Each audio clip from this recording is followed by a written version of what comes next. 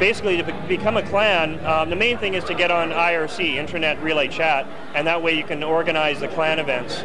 Right now there's something called Clan Ring that's on, and we fight against other clans, and there's actually refs that are officials, and they watch throughout the whole game and make sure that everything is fine, and it's really an excellent hobby. We'd been waiting for Quake for about 2 years, and I remember the day it came out, I and a group of my friends were poised in front of our computers waiting for the release so we could download it from the net. And you know, when we finally got it, let's just say our girlfriends didn't see us for quite some time. They're Quake widows. Quake is a truly three-dimensional simulation of combat with some of the grooviest weapons you can get your hands on. Everything from a single-barrel shotgun, nail guns, all the way up to rocket launchers. It has different environments you can go into, like you can go underwater. If you stay underwater too long, real physics apply and you start gasping for air. If you fall into lava, you don't last very long, just like in real life. Quake is carnage. Carnage is good.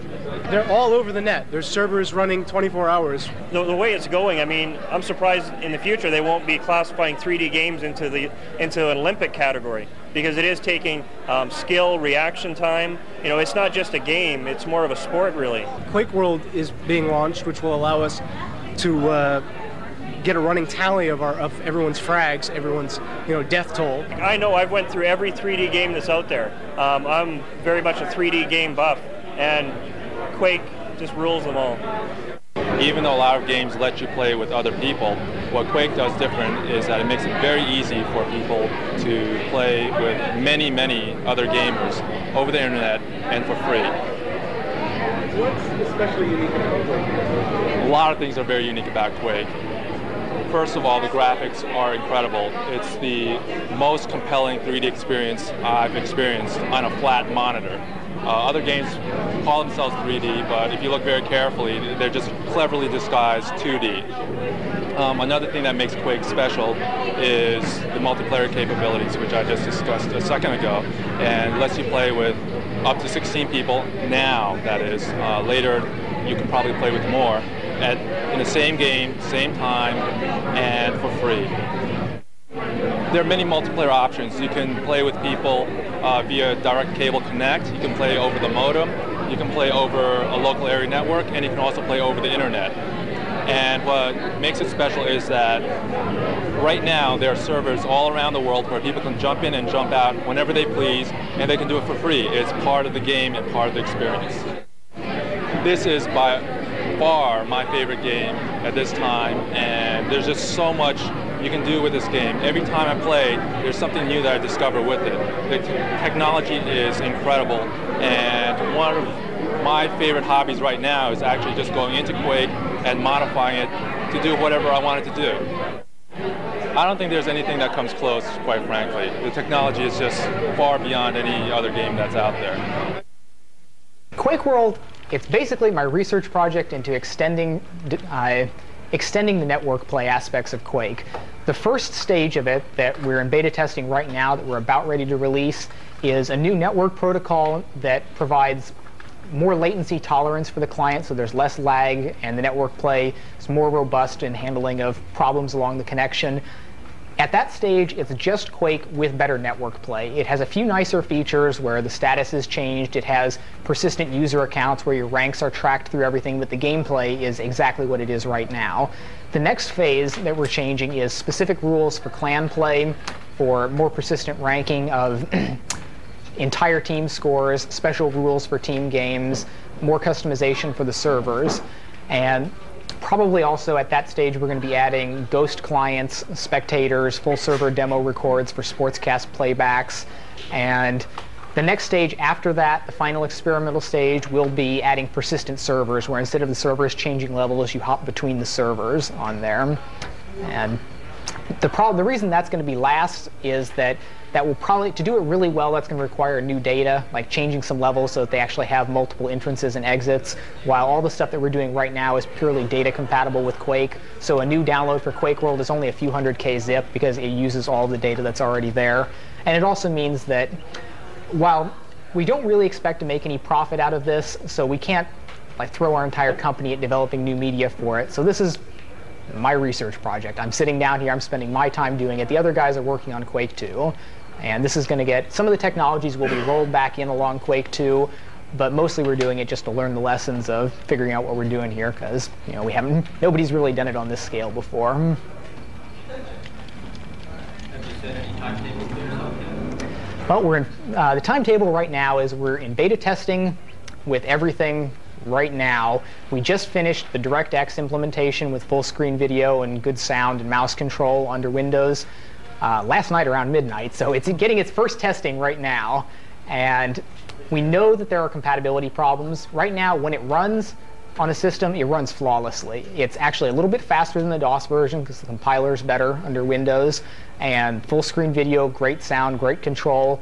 But it's only working right now on about half the systems we tested on. We have problems between Microsoft Windows, DirectX, Cytex Display Doctor, the video drivers. There's just a lot of things that are... Windows has not saved us from the configuration issues yet. We're hoping that we'll get it all straightened out in a couple weeks. Yes? With what could be a financial windfall with the success of Quake, do you foresee ID going in any other direction with games rather than just the first-person shooter? As far as exploring other directions of games, we are probably going to be staying with the first-person perspective action games. That's our forte. That's what we do real well. And if anything, we're probably going to move a little bit back towards some things that we've done before with the higher tech, staying in the dirty, dingy future. It's something that all of us like. We enjoy the style. And it's obvious that lots of other people enjoy our impressions of that. So no, I don't think you'll see us branch off into RPGs or anything else anytime soon. Yes? So the port to the rendition chip on the Blaster looks great. Any other 3D hardware support planned? OK, the support for 3D hardware stands right now as we have the port to the Rendition Verite chipset completed, which is going to be shipping in 3 or 4 different boards here soon.